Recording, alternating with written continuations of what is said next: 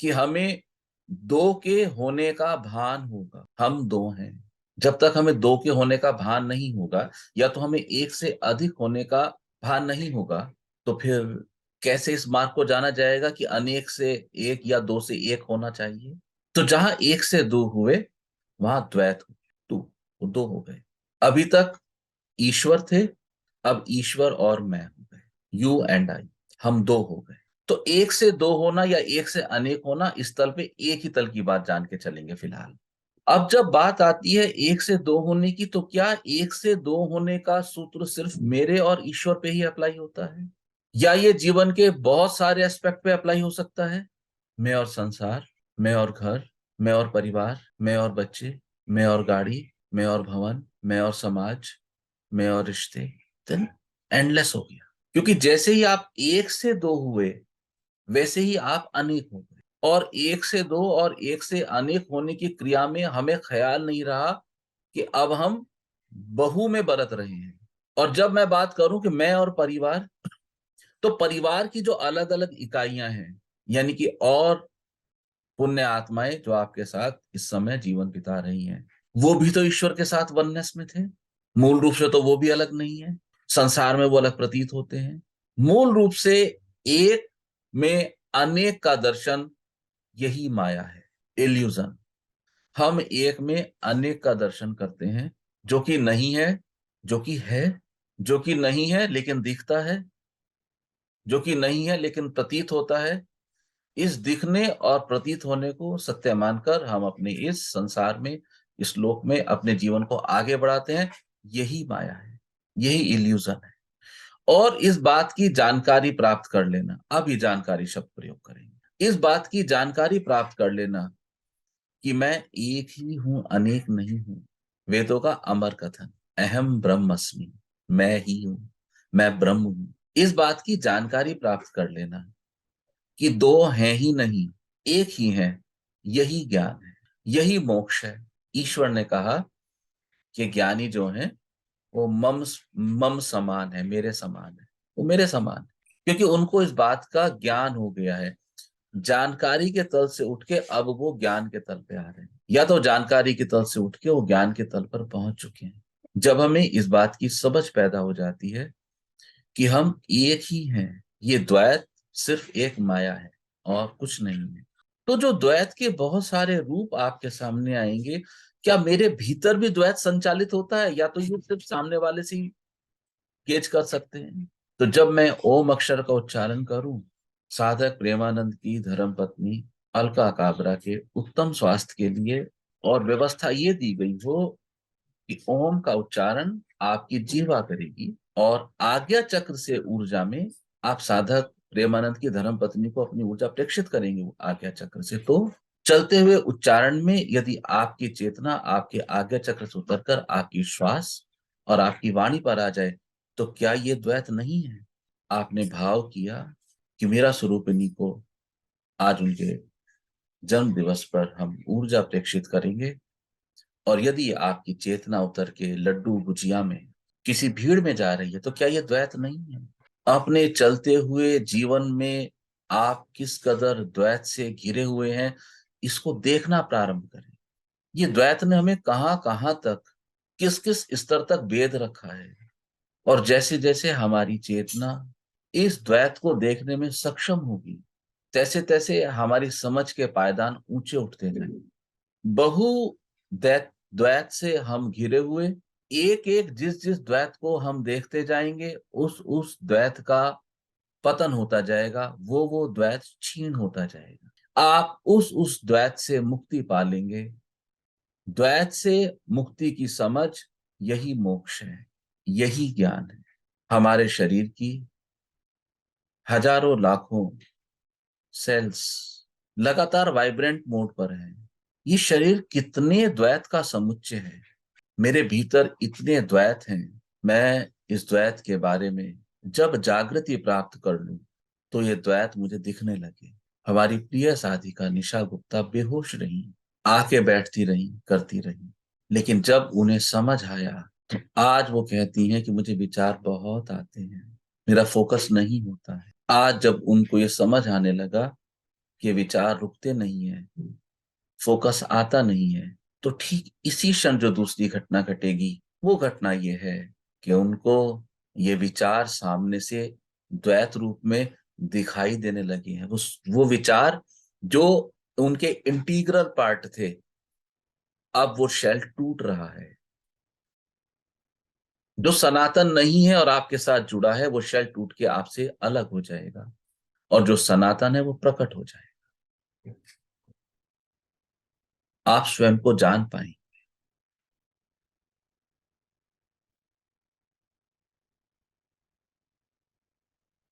स्वयं को जान लेना ही साधना के मार्ग का फल है। एक ही मार्ग है, एक ही व्यवस्था है। जिसने जिस तरह से अनुभव किया, उसने उस तरह से कह दिया।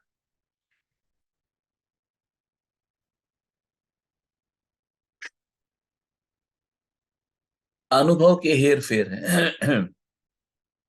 कह देने का अलग है, शब्दों का फर्क है, समझ का फर्क है, लेकिन मूल तो एक ही है।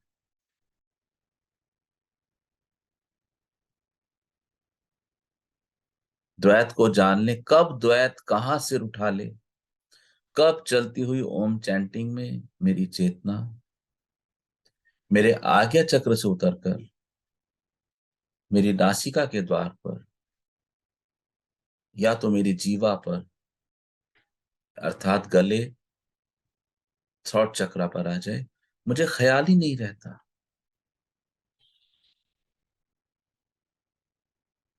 ये शरीर स्वयं में कितना अद्भुत द्वैत का समुच्चय है।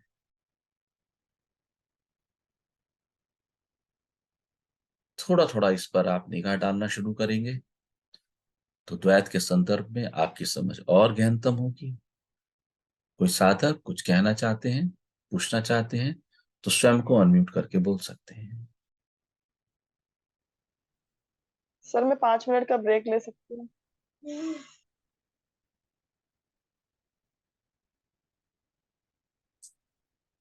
हाँ, चाहिए ना।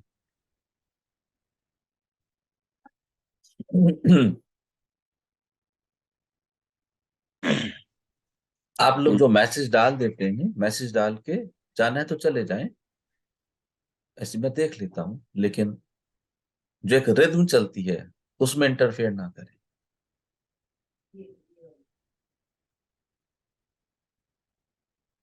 गुरु जी आपके बोलते बोलते मैं खिड़की, एक बड़ी खिड़की के सामने बैठा हूँ असल में, और अपने ऊपर भी ध्यान और बाहर भी। तो मुझे लगा कि द्वैत के अलावा तो कुछ भी नहीं चल रहा है यहाँ पे, सिर्फ द्वैत ही द्वैत है, अनेकानेक द्वैत। खिड़की तक क्यों जाना, बाहर तक क्यों जाना? अपने अंदर ही। एक नाड़ी, उसके साथ एक और नाड़ी, एक और नाड़ी, हर एक में कंपन। ये तो इन नाड़ियों को पता है कि कंपन की रिद्म रखनी है। इन नाड़ियों के कंपनों की रिद्म जैसे ही ऑफसेट होती है तो लोग आपके पास आते हैं, शारीरिक व्यवस्था खराब हो जाती है। यही द्वैत है। मैं सीधे हाथ से भोजन करूं, उल्टे हाथ से नहीं करूं, द्वैत। क्या कमी है? ये हाथ राइट हैंड ज्यादा ट्रेंड है, लेफ्ट हैंड को हमने ट्रेन ही नहीं किया। मैं राइट हैंड से लिखूं, लेफ्ट से ना लिखूं, द्वैत।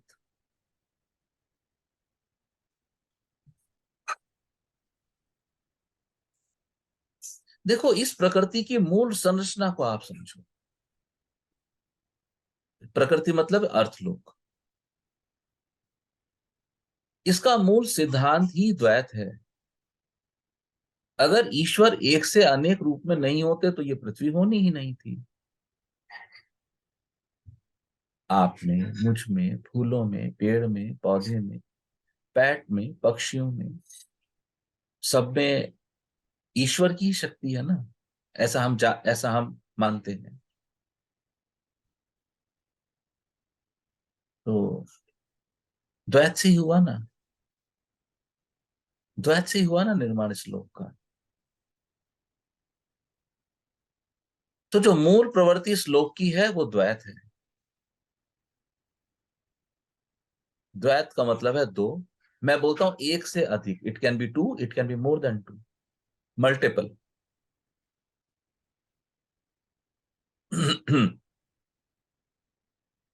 एक से अधिक है। तो जब मूल संरचना ही द्वैत पर है, तो वो द्वैत इस पृथ्वी लोक की हर डायमेंशन में परिलक्षित होगा ही होगा। हम उसको संज्ञान में लें अथवा हम उसको संज्ञान में ना लें,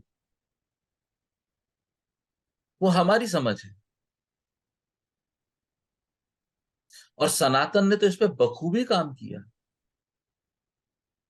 बहुत से ज्ञानी लोगों ने, बहुत से धर्माचार्यों ने मूर्ति पूजा को लेके अनेक अनेक प्रश्न उठाए हैं कि क्यों हो। तो मूर्ति पूजा के माध्यम से सनातन ने परिलक्षित किया है कि ये लोग द्वैत पर आधारित है, मैं और ईश्वर। इस लोक की मूल संरचना है। रूपल सेशन हैवी हो रहा है थोड़ा सा, हैवी डोज भी कभी कभी लेनी चाहिए। लेकिन साथ में सनातन ने अद्वैत या निराकार मत को रोकने में की कोशिश नहीं की। सनातन ने कहा मूल तो वही है अद्वैत, मूल तो निराकार, निराकार और साकार दो मार्ग बताए ना, संपूर्णता में बात करें। सनातन ने कहा कि निराकार तक पहुंचना है, लेकिन उससे पहले यह जानना आवश्यक है कि यहां आज तुम जिस मार्ग पर खड़े हुए हो, ये द्वैत का मार्ग है। सनातन मतावलंबियों ने मूर्ति पूजा को पकड़ के गलती करी है। उनको मूर्ति पूजा से होके गुजर जाना चाहिए था। जब तक आप अपनी अवस्था को नहीं जानेंगे, अभी आज आप डॉक्टर साहब इंदौर में बैठे, और मैं बोलूंगा डॉक्टर साहब आप दिल्ली आओ। गुरुजी मैं आने को तैयार हूं, लेकिन मैं कहाँ हूं मुझे तो पता ही नहीं, फ्लाइट कैसे बुक होगी। दिल्ली की तो जानकारी हो गई, तुम्हें अपनी तो जानकारी नहीं है। तो सनातन ने कहा कि पहले अपने को जान लो, अपने को समझ लो, तुम कहाँ हो। तुम द्वैत पर, क्या भाई द्वैत क्या हुआ हमें तो समझ नहीं। इस सृष्टि के रचयिता हैं, वो परम ईश्वर है, उनका एक स्वरूप। क्योंकि हम इस फॉर्म में, तो हम उनका भी इसी फॉर्म में लेंगे, साकार विद साइज। कैसा साइज एंड शेप, जैसे हम लगभग वैसे ही दिखेंगे वो भी।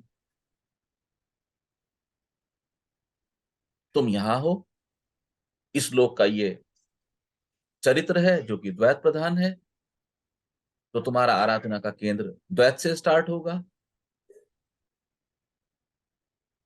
गुरुदेव द्वैत से स्टार्ट होगा तो फिर आगे कैसे जाएगा। आगे जाएगा, तुम जब प्रवेश करोगे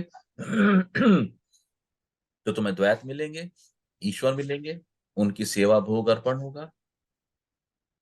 लेकिन वहीं पर कुछ क्षणों के लिए तुम्हें ध्यान करना होगा।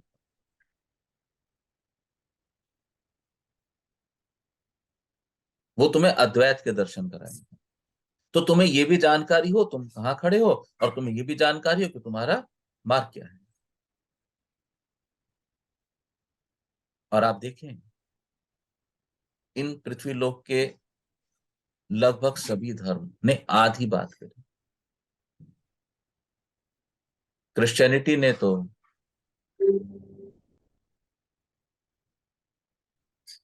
सिर्फ जीसस की मूर्ति बना के पूजना शुरू कर दिया। उसके बाद क्या उनको नहीं पता,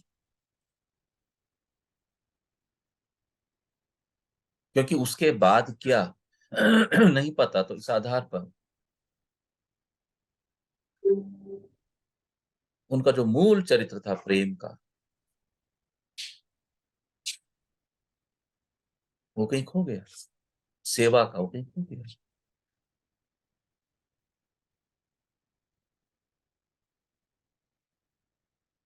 बात बलात् कन्वर्जन वगैरह पर आके अटक गई। कहाँ खो गए धर्म। तो इस्लाम ने जब बात करी तो उसने बात करी निराकार की, निर्गुण निराकार। बात ऊंची थी, बात बढ़िया थी। लेकिन इस बात में मेरा बिंदु खो गया, मैं कहां हूं। डेस्टिनेशन तो पता है, लेकिन मैं कहां हूं,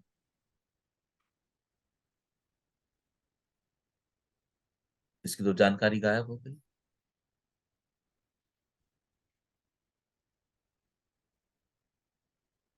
या तो इसी तरह के कुछ और प्रयोग जैन और सिख समाज ने किए, जिसमें सिक्के के एक पहलू का भरपूर ख्याल रखा गया। लेकिन कुछ सुंदर प्रयोग भगवान बुद्ध ने किए।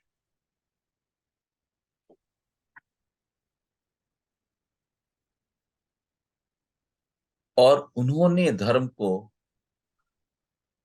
धर्म मीन्स आप हिंदू, पारसी, बौद्ध, क्रिश्चियनिटी को मत समझना। धर्म वो कि मेरा धर्म क्या है इस लोक में।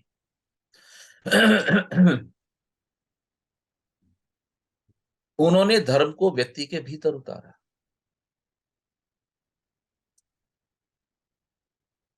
और अपने डिस्कोर्स में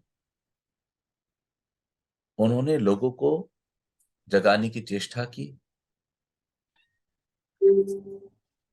कि अपने भीतर प्रस्फुटित होते हुए अनेकानेक द्वैत को आप देखें।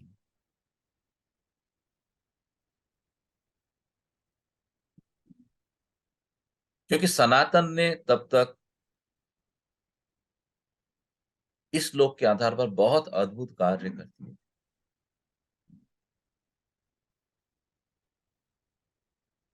यद्यपि सनातन ने दोनों मूल चीजों को पकड़ा है,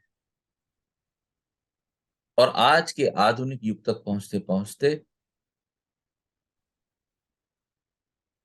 अगर स्वामी दयानंद जैसे, महर्षि दयानंद जैसे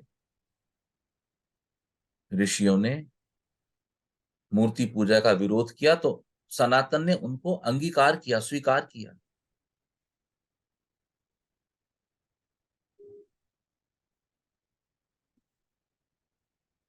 विरोध नहीं हुआ।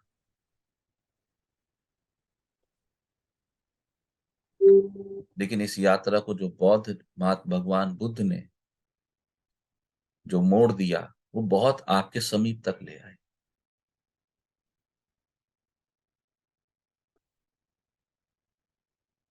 और मैं आप लोगों से इसीलिए अक्सर कहता हूं कि जो आपके अनुष्ठान है, जो पर्व है, उनको करो, लेकिन पकड़ो नहीं, पकड़ना नहीं है, उससे आगे बढ़ना है। और उससे आगे बढ़ने का जो एक राजमार्ग है, वो है ध्यान का राजमार्ग। आपको ध्यान मार्ग से अपनी चेतना को जानना है कि ये रहती कहाँ है।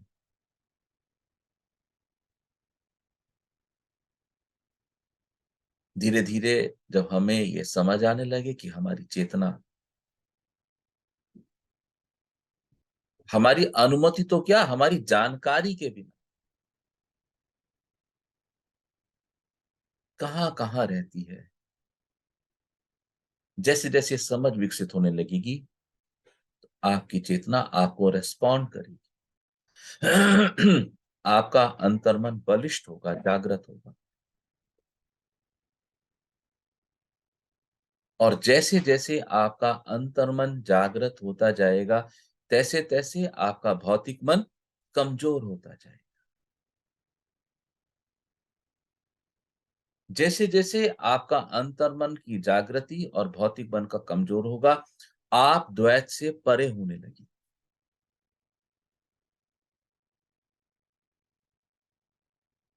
द्वैत से परे होने का अर्थ ये नहीं है कि द्वैत खराब है, उसको छोड़ के चले जाना है।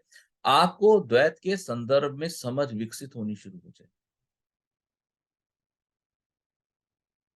आप उसको बेहतर तरह से समझ पाएंगे।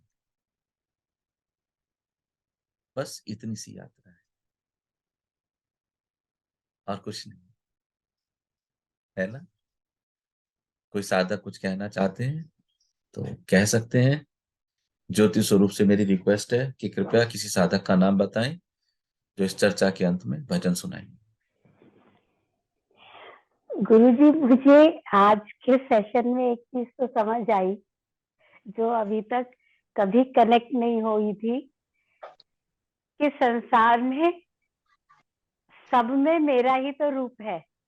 जैसे आज आपने एग्जाम्पल से बताया तो समझ आया कि अभी तक जो हम द्वैत की बात करते थे वो हम बहुत आगे की सोचते थे, मैं और ईश्वर।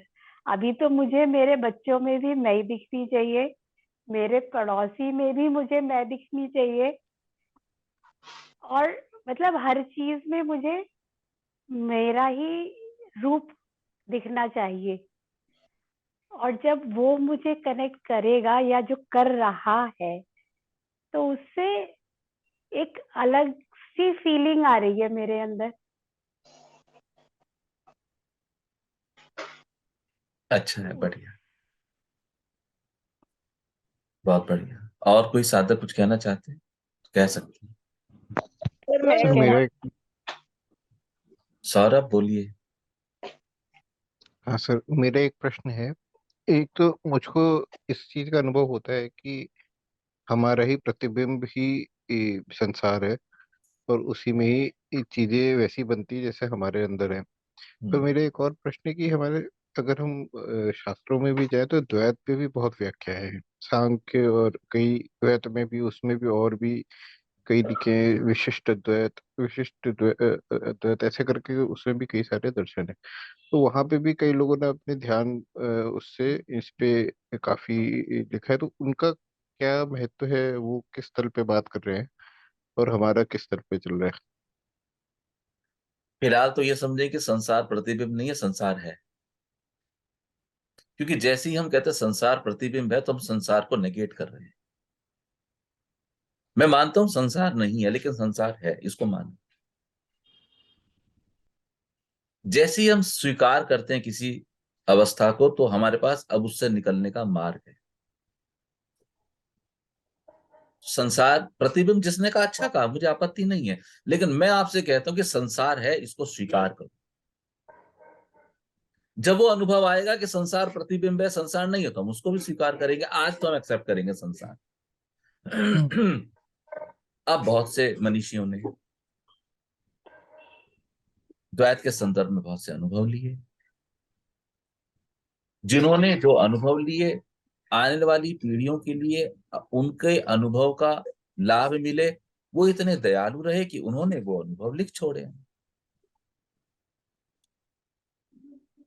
क्योंकि वो अनुभव उनके अच्छे शाश्वत रहे, तो हर वो चीज जो शाश्वत है वो मिटती नहीं है। वो मिटे नहीं, परंपरा से हमें आज प्राप्त हो गए, वो हमारे शास्त्र बन गए। लेकिन at the end of the day वो उनके अनुभव थे।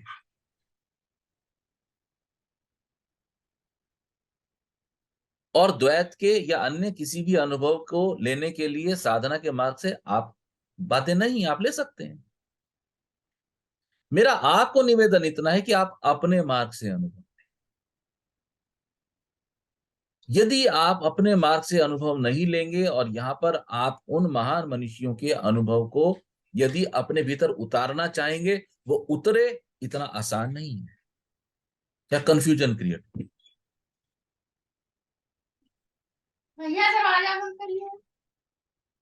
और कंफ्यूजन क्रिएट होगा, फिर कैसे मैनेज करेंगे?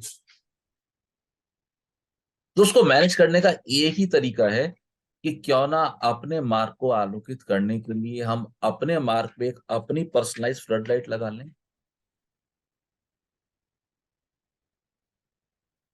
इसलिए मैं कहता हूं कि शास्त्रों को सिर पर लेके मत चलो।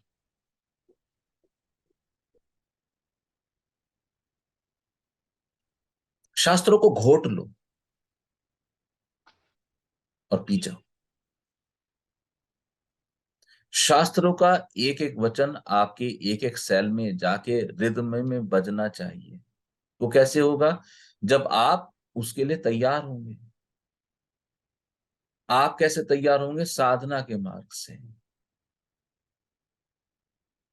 जब आपको साधना के मार्ग से द्वैत का अनुभव आ जाएगा और उसके बाद जब आप शास्त्र के पन्ने पलटेंगे तो आप पाएंगे कि शास्त्र जो कहते हैं वो आपके अनुभव में उतर चुका है। कुछ शब्दों का हेरफेर है, कुछ भाषा का हेरफेर है, भाव वही है।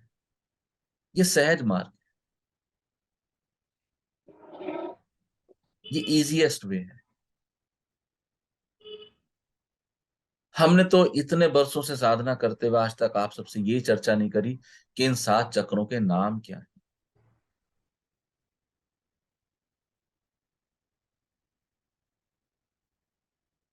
कभी नहीं करी, कभी बात करी नहीं इस बात।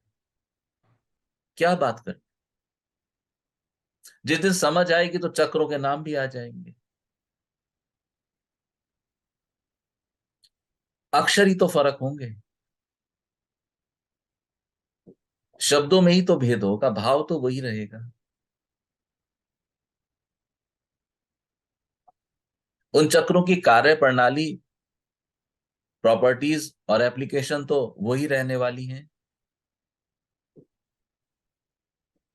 मेरा मूल उद्देश्य है आपको आप तक लेके आना, और इस बीच में जो भी कोई अन्य रोड़ा है मैं उसको फोकस में कभी नहीं लेता।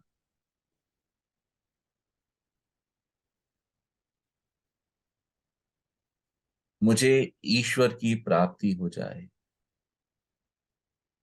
मुझे मोक्ष मिल जाए। मोक्ष की कामना आपके पास, आपको आपके पास तक लाने में एक सबसे मुख्य अड़चन और रोड़ा है। जब आप कहते हैं कि मुझे ईश्वर की प्राप्ति हो जाए तो आप इस द्वैत को भली भांति बेहोशी की अवस्था में पुष्ट कर रहे हैं कि मैं और ईश्वर अलग हैं। ये मूल रूप से पूरी तरह गलत है। जब आप कहते हैं कि मुझे ईश्वर की प्राप्ति हो जाए तो इसका अर्थ सीधा सा ये है कि ईश्वर आपके पास नहीं है, और मैं इस बात को स्वीकार कभी नहीं करता। प्राप्ति सिर्फ उसकी की जा सकती है जो आपसे दूर है। जो सदैव आपके साथ है उसको प्राप्त करने की कोई व्यवस्था नहीं हो सकती, और जो सदैव मेरे साथ है, और यदि मैं कहूं कि मुझे उसकी प्राप्ति हो जाए, इसकी अर्थ सिंपल सा साधारण इतना है कि मुझे इस बात की जानकारी नहीं है कि ईश्वर मेरे साथ है।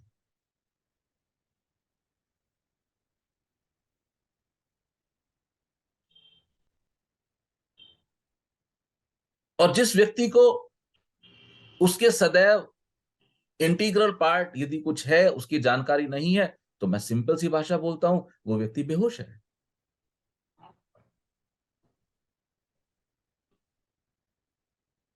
एक बच्चा खेलता था, गिर गया, उसको कुछ चोट लगी, वो बेहोश हो गया। उसके घर वालों को पता चला। वो सभी लोग दौड़ते दौड़ते उस स्थान पर पहुंचे जहां पर बच्चा खेलता था, गिरा था और चोट लगी थी और बेहोश होकर पड़ा हुआ था। आगे आगे बच्चे के माता पिता, पीछे घर के और सदस्य और मित्र, उनके परिवार वाले। बच्चे की मां ने बेहोश बच्चे का सिर अपनी गोद में रख लिया और उसके हाथ सहलाने लगी। बच्चे के पिता उसके पैर सहलाने लगे, और सभी लोग जैसे अपना सहयोग करते थे सहयोग करने लगे, और बच्चा होश में, बेहोशी में बुदबुदा रहा है, मां। अभी माँ की तो गोद में हो। और ऐसा भी नहीं है कि माँ की गोद में होते हुए माँ की चेतना, माँ का केंद्र कोई और है। माँ का पूरा केंद्र आप है। माँ सब कुछ छोड़ के आ गई है। और फिर भी यदि बालक कहे माँ,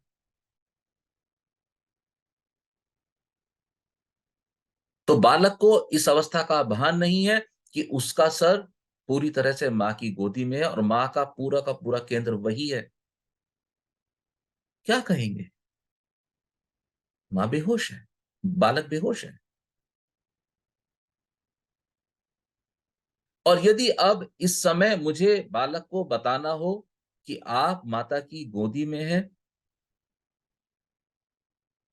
उनके प्रेम से भरे हुए हैं, तो उसकी एक ही विधि है कि मैं किसी तरह से बालक को होश में ले आऊं। इसकी कभी दूसरी विधि नहीं हो सकती। तो कुछ प्रयोग, मुंह पे छींटा डालने का या तो कोई मेडिकल प्रयोग करके उस बालक को होश में लाया जाए।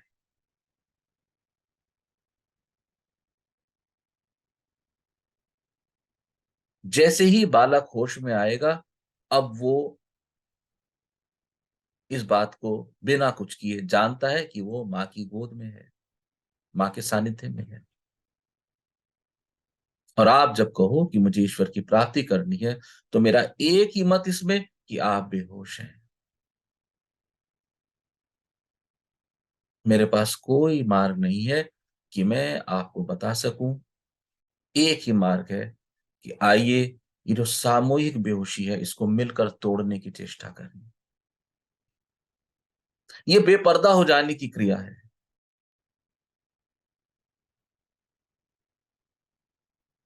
हम गाते हैं ना, यहां प्रभु से मिलना हो तो पर्दे सभी गिराना जी। बेपर्दा होने की क्रिया है। एक बेहोशी का आवरण, एक जीना सा पर्दा जो हमने द्वैत के आधार पर क्रिएट किया है।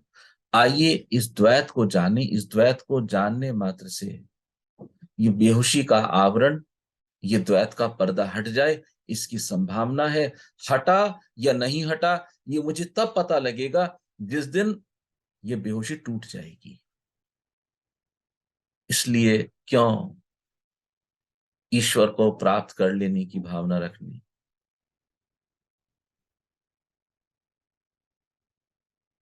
इसीलिए अक्सर कहा कि मोक्ष की कामना भी एक वासना है। क्यों इस वासना को पोषित करना?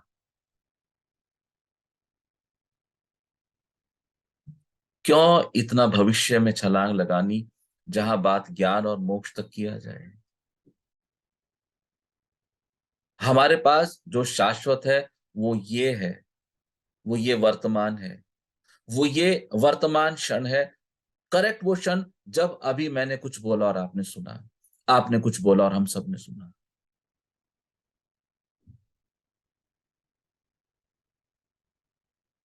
क्यों ना यहां ठहर कर देखें एक क्षण, क्योंकि जब ये क्षण होगा तो यही क्षण होगा, अगले क्षण का द्वैत नहीं होगा। जब वर्तमान होगा तो भूत और भविष्य का द्वैत नहीं होगा। आप सबको निवेदन, अपने वर्तमान में ठहरे और वर्तमान में देखने की कोशिश करें। वर्तमान सुंदरतम है, वर्तमान सभी रहस्यों की चाबी। आप जब वर्तमान में होते हैं तो प्रकृति अपने सभी रहस्य गिरा देती है। फिर आप जो देखते हैं वो सत्य होता है। फिर आप यहां बैठे हैं तो आप पृथ्वी के किसी दूसरे हिस्से की चीजों को सत्य सत्य देख सकते हैं। आपको सिर्फ वर्तमान में चले आना है। मार्ग द्वैत से होके जाएगा, लेकिन द्वैत से होके आगे बढ़ना है। और शायद यही कारण रहा कि जो परावैज्ञानिक महान ऋषि, रिसर्चर्स जो रहे, उन्होंने हर मंदिर में एक ध्यान केंद्र की स्थापना की और हमें बताने की चेष्टा की इस द्वैत से होके आपको इस अद्वैत तक जाना है। आप सभी लोग अपनी इस अद्वैत की यात्रा पर जागृति के साथ निगाह जमाना प्रारंभ करें। ठीक है, भजन सम्राट डॉक्टर साहब। कोई सेल्फ वॉलंटियर करे, कोई चाहे वो खुद को भजन के लिए प्रस्तुत करना।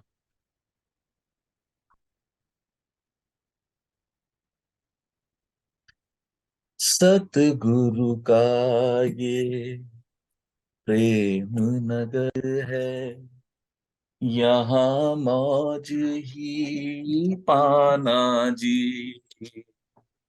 सतगुरु का ये प्रेम नगर है, यहाँ मौज ही पाना जी। अंतकरण तक मनवा भीगे, चुनर बिना ही फागुन जी। सावन बिना भवन सब भीगे, हो गया रूप सुहावन जी। सतगुरु का ये प्रेम नगर है। ना झंझट कोई जात पात का, ना मजहब की चर्चा जी। एक सभी की प्यास यहाँ पर, एक सभी का प्याला जी। यहाँ प्रभु से मिलना हो तो परदेस भी गिराना जी।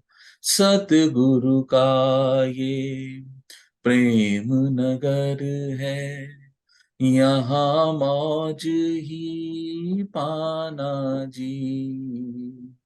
सतगुरु का ये प्रेम नगर है।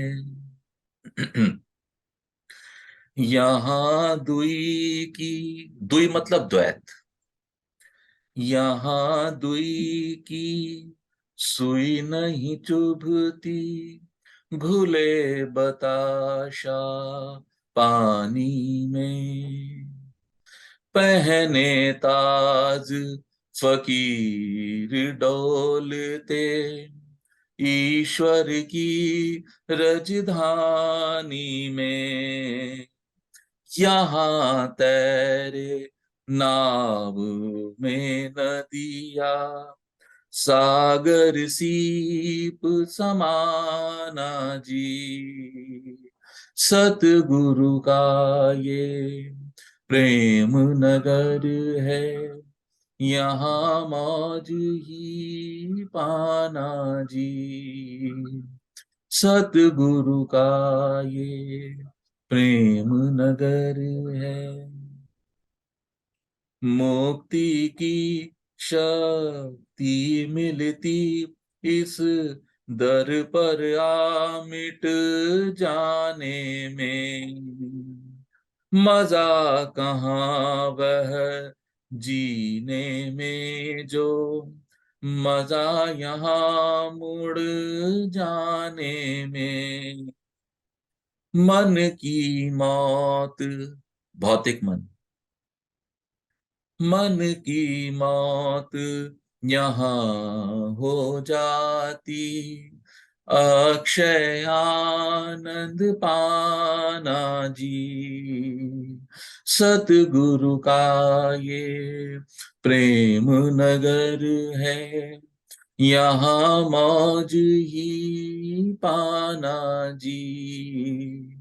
अंतःकरण तक मनवा भीगे, चुनर बिना ही फागुन जी, सावन बिना भवन सब भीगे, हो गया रूप सुहावन जी, सतगुरु का ये प्रेम नगर है, सतगुरु का ये प्रेम नगर है, सतगुरु का ये प्रेम नगर है।